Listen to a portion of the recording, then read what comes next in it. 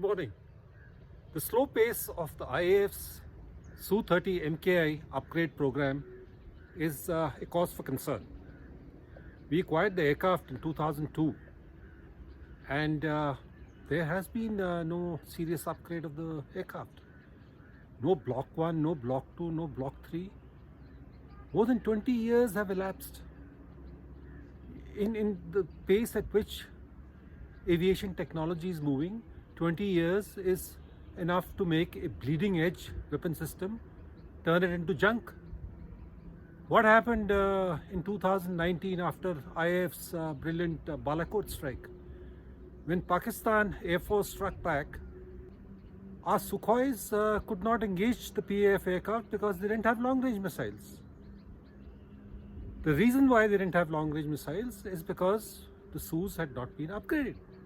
Meanwhile, Pakistan Air Force has been continuously upgrading its weapon systems. Russia first proposed that the IAF upgrade its fleet of Su-30MKI jets during the Defense Minister Shri A.K. Antony's 3-day official visit to Moscow on October 13, 2009. The IAF, however, didn't give a firm response. During his inaugural press conference on October 5, 2012, Air Chief Marshal N.A.K. Brown said that modernization of the Su-30MKI fleet will start after all the aircraft on order have been delivered. Later, the IAF took the stand that till the serviceability of the aircraft improves, we will not go in for modernization. That was back in 2016. In 2017, the IAF acknowledged that the serviceability of the Su was satisfactory. It was 60% going up to 75%. But no upgrade program was undertaken. And then there was Balakot. Upgrade program has finally started to move. The DSE cleared the upgrade program end of last year, and according to what has been published in the Indian press, the upgrade program will include improvements or replacement of the sensors and weapon systems. But there is some cause for concern over here in that the sensors and the weapon systems are indigenous.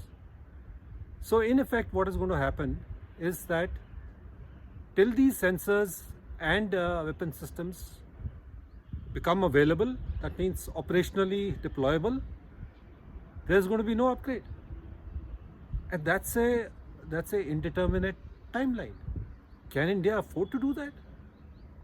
Take the case of the ESA radar that's proposed to be fitted on the modernized Su-30MKI.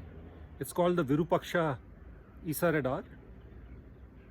It's most likely going to be a upgrade of the Uttam ESA radar, which has been developed by DRDO for the Tejas Mark 1A.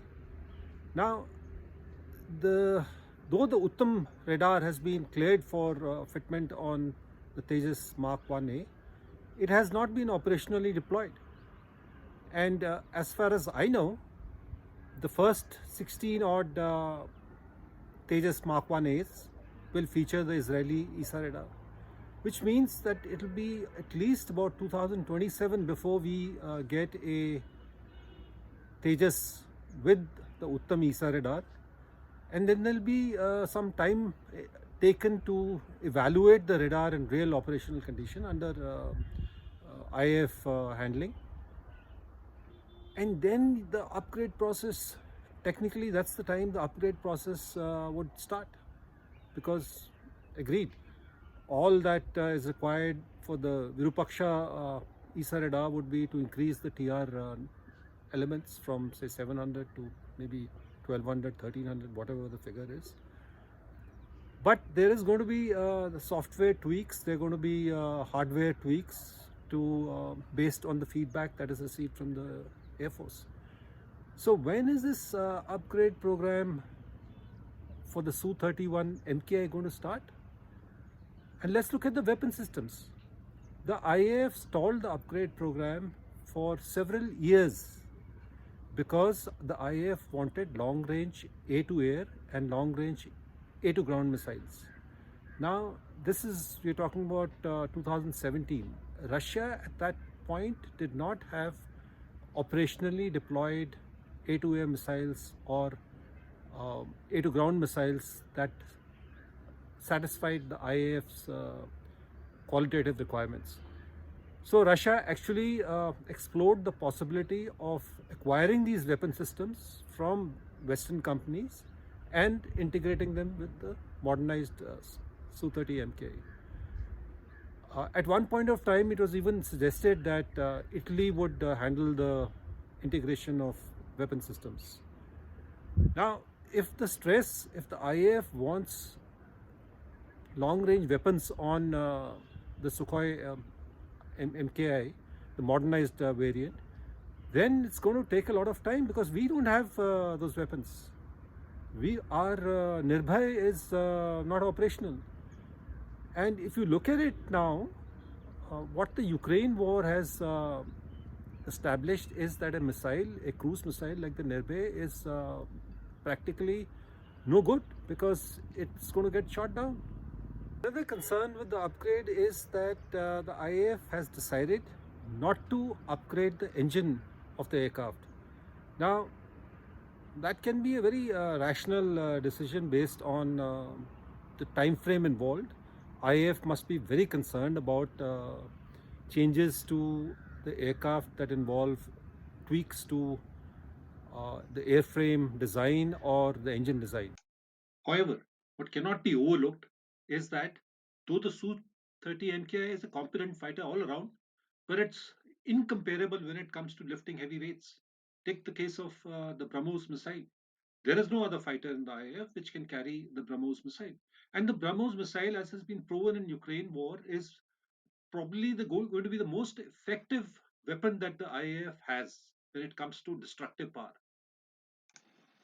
Also, there is a trend to give fighter aircraft a strategic capability by arming them with long-range hypersonic, aeroballistic, and cruise missiles.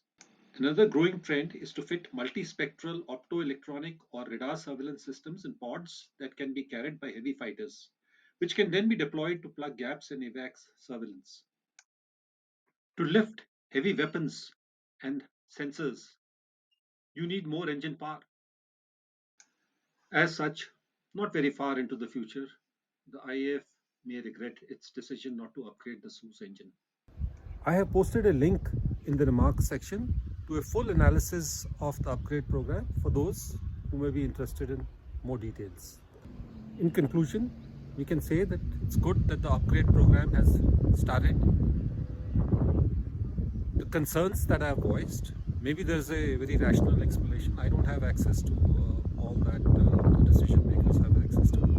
But as things stand, there does seem to be the indeterminate timeline of the program and the fact that the engine has not been upgraded despite the availability of an engine that would not require any airframe modification, an engine that would double the service life, an engine that has got more power. Whatever be the reasons, we are not privy to those reasons. That does appear to be a concern because in the future it's likely that sensor packages and weapon systems are going to be much heavier than what is being carried by fighters today. Jai Hind, thank you.